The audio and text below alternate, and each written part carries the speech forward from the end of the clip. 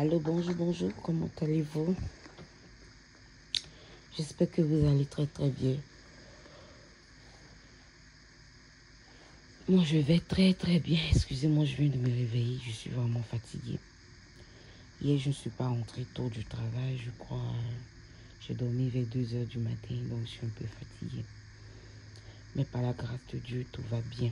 Une semaine chargée, pleine et beaucoup de choses à la fois, en fait. Beaucoup de choses à gérer. Beaucoup de situations à gérer. Beaucoup de difficultés à gérer. Et au moins une semaine chargée. Mais Dieu est fidèle. Comme j'ai l'habitude de dire, il n'y a pas quelque chose que Dieu ne sait pas d'avance. Il n'y a pas quelque chose que Dieu n'a pas vu sur ta vie. Ok? Avant que cette chose-là puisse arriver. Dieu est souverain. Il est le fondateur. Il est le créateur. Il est tout. Voilà. Et il est fidèle. Quand je regarde les challenges de ma vie, je vois que c'est Dieu qui m'a placé dedans, en fait. Et Dieu m'a permis d'avoir beaucoup de challenges. Mais c'est aussi une bénédiction d'avoir beaucoup de challenges.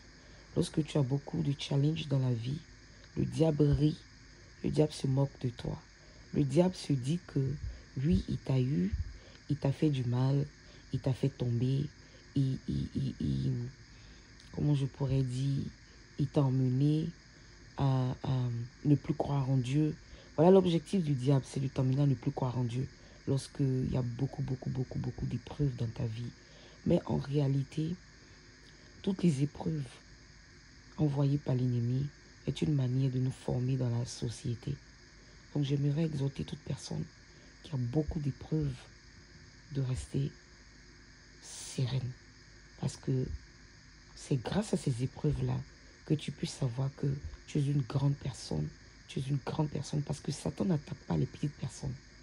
Satan attaque toujours les personnes qui ont, voilà, une grande destinée. Donc, lorsque tu reçois beaucoup d'épreuves, c'est parce que Dieu est en train de te former, voilà, pour recevoir de grandes choses dans la vie. Donc, ne te décourage jamais. Les épreuves sont en réalité une école de la vie. Les épreuves te forment, te façonnent. Ok? C'est ce que je voulais dire comme exhortation ce matin. Et j'aimerais parler un peu des hommes qui abordent les femmes. Des hommes, par exemple, qui font la cour aux femmes et qui ne sont pas responsables du fait qu'ils fassent la cour à la femme. Quand je dis responsable, c'est quoi? Par exemple, tu aimes une femme et lorsque tu la vois en train de causer avec un autre homme, par exemple, ça peut être son collègue, ça peut être son ami, tu es fâché. C'est-à-dire, elle ne doit pas parler avec quelqu'un d'autre parce que toi, tu l'aimes. Bien parce que toi, tu lui fais la cour. Elle ne doit pas rire avec un autre homme parce que toi, tu lui fais la cour. Elle ne doit pas chanter parce que toi, tu lui fais la cour. Elle ne doit pas sauter parce que toi, tu lui fais la cour. Au fait, tu as des principes vis-à-vis de cette femme. Bon, c'est pas mauvais d'avoir des principes. Mais avant d'avoir des principes vis-à-vis d'une femme, ou bien, je ne sais pas, par rapport à une femme, il faut la doter. En fait, mon frère, avant de dire non, parce que je fais la cour à cette femme, ou bien je te fais la cour, avant de dire à une femme, je t'aime, il faut déjà penser à la doter dans ton esprit. Parce que vous savez, tout est conditionné dans la vie. Donc, d'un point A à un point B, il y a une liaison. Tu comprends? De Leesburg à Sterling, ou bien d'Abobo à Djamé, à Cocody, il y a un pont qui est là. Est-ce que tu comprends? Il y a une connexion. Sinon, tu ne peux pas arriver à Cocody. Tu comprends ce que je veux dire? Ce sont des exemples que je donne. Lorsque je dis Cocody à Djamé, voilà, ce sont des quartiers ou bien ce sont des cités d'Abidjan. Abidjan qui est une grande ville en Côte d'Ivoire. Ok? Bon, je n'aurai pas le temps de donner de détails, mais c'est comme ça. D'une cité à une autre cité, il y a un pont, il y a une connexion. Sinon, tu ne peux pas arriver de l'autre côté. Donc, c'est pareil en amour. Tu ne peux pas dire que non, la femme ne doit pas causer avec un autre homme, elle ne doit pas parler avec un autre homme, elle ne doit pas rire avec un autre homme. Pendant ce temps, tu ne fais pas ce que tu as à faire. Tu ne peux pas condamner la vie d'une femme parce que tu l'aimes. Tu ne peux pas restreindre les actions d'une femme parce que tu l'aimes. Tu ne peux pas empêcher une femme d'aller faire du shopping parce que tu l'aimes. Tu ne peux pas empêcher une femme d'aller au marché parce que tu l'aimes. Parce qu'il y a des hommes, ils t'ont pas encore épousé et puis ils te disent non, je ne veux pas que tu partes dans tel endroit pour faire le marché. Je ne veux pas que tu partes dans telle cité pour faire le marché. Mais attends, ça signifie quoi tout ça? Vous voulez condamner les femmes. Pourquoi tu la condamnes? C'est ton esclave? Ça veut dire quoi ça? Vous vous prenez pour qui, vous les hommes d'aujourd'hui? Je n'aime pas ce genre de comportement. Je n'aime pas ce genre de comportement. Oui, j'expose cela parce que je suis victime aussi. Parce que je ne comprends pas les hommes d'aujourd'hui. Ça signifie quoi ça? Tu ne maries pas une femme, c'est toi qui as des ordres. C'est toi, comment on appelle ça? Tu as des règles. Il faut qu'on suive tes règles. Il faut qu'on suive tes principes. Ça ne va pas chez toi. Ça ne va pas chez toi. Parfois, même, ils te suivent avec des caméras. Non, tu es rentré où? Tu viens d'où? Tu as dépensé combien d'argent? Tu es parti où? Allez, ça veut dire quoi ça? Ça veut dire quoi ça? Avant de poser des questions à une femme, il faut d'abord la doter. Une femme a le droit de causer avec n'importe qui, avec n'importe quel homme, avec n'importe quel homme. Une femme a le droit de se laisser draguer par n'importe qui, tant que tu ne l'as pas encore dotée ni mariée. Je te dis ça aujourd'hui. Tu n'as aucun droit sur sa vie. Tu ne peux exercer aucun droit sur sa vie. Tant que tu ne l'as pas mariée, tant que tu ne l'as pas dotée, au minimum la dot. Au minimum la dot, les hommes. Au minimum la dot. Tu ne peux pas dire que tu vas t'imposer dans la vie d'une femme pendant que tu ne l'as pas dotée. Ça signifie quoi ça? Je ne suis pas d'accord avec ce genre de mentalité rétrograde là. Il faut changer un peu de comportement.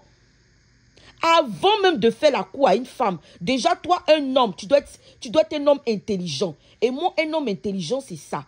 Avant de faire la cour à une femme, il faut d'abord penser stratégiquement. Qu'est-ce que je peux faire pour cette femme? Qu'est-ce que je dois faire? Comment je dois me présenter à cette femme? C'est-à-dire qu'avant de faire la cour à une femme, il faut être un homme intelligent. Il faut préparer ce que tu es en train de faire, ce que tu vas faire avec cette femme. Tu ne peux pas te lever un matin comme ça, aller faire la cour à une femme. Avant de faire la cour à une femme, il faut réfléchir. D'abord, il faut penser. Comment est-ce que tu vas la doter avant de lui dire ma chérie, tu me plais?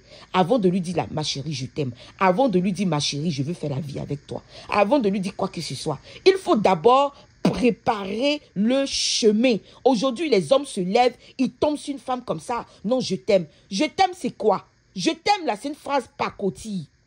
Est-ce que tu comprends? Je t'aime, c'est une phrase qui n'a pas de sens. C'est vague. C'est vague, c'est aléatoire. Quand tu dis à une femme, je t'aime, tu l'aimes sur quelle base? Tu l'aimes sur quelle base? On ne peut pas se lever un matin pour dire je t'aime. Il faut une base sérieuse. L'amour s'exprime. Est-ce que tu comprends? L'amour s'exprime. Et aujourd'hui, il y a des hommes, ils sont là, ils fréquentent des femmes. Non, celle-là, c'est ma petite amie. Et lorsqu'il dit c'est ma petite amie, elle ne doit pas faire quelque chose. Elle ne doit pas causer avec quelqu'un d'autre. Elle ne doit pas parler à quelqu'un d'autre. Mais ça ne va pas chez toi. Une petite amie n'est pas encore ta femme. Même lorsque tu vis en concubinage avec une femme, elle n'est pas ta femme. Tu n'as pas de droit de regard sur sa vie. Tu n'as même pas de droit sur sa vie. Même si tu couches avec elle matin, midi, soir, 24 heures sur 24, même si tu écartes ses jambes, même si elle-même elle écarte ses jambes pour te donner, même si elle est couchée en bas de toi, ça ne signifie rien. Tout homme peut encore venir la marier. Regardez-moi ces comportements-là. Apprenez des hommes responsables. Vous n'avez pas de responsabilité en vous. Vous n'avez aucune maturité. Les hommes d'aujourd'hui, on a pensé qu'aujourd'hui, les mentalités allaient changer. Mais ça s'aggrave. Vous n'avez aucune valeur morale. vous les hommes d'aujourd'hui, vous vous prenez pour qui? Vous vous prenez pour qui? Moi, je préfère nos parents d'avant, nos papas d'avant. Nos papas d'avant, ils étaient un peu intelligents. Mais aujourd'hui, là, on rencontre n'importe quoi sur le terrain. C'est quoi tout ça?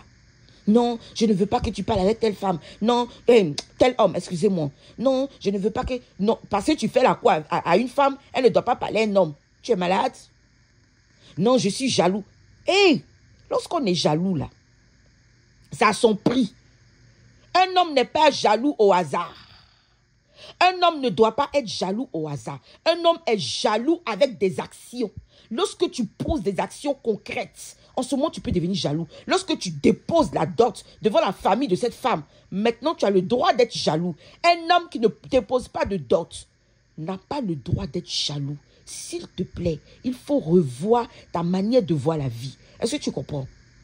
La jalousie viendra lorsque tu feras ce que tu as à faire. J'ai toujours dit, il y a des connexions dans la vie. La vie, c'est un point A à un point B. Il y a un pont. Il ne faut pas oublier cette règle de la vie. Ça veut dire quoi tout ça? Bon, on est après.